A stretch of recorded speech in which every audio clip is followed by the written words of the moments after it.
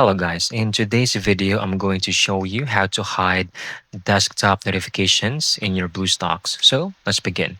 So yes, the notifications actually is a bit sometimes annoying whenever you access the BlueStacks, especially if you have like lots of notifications while you were away. It will show everything in here popping up one after another.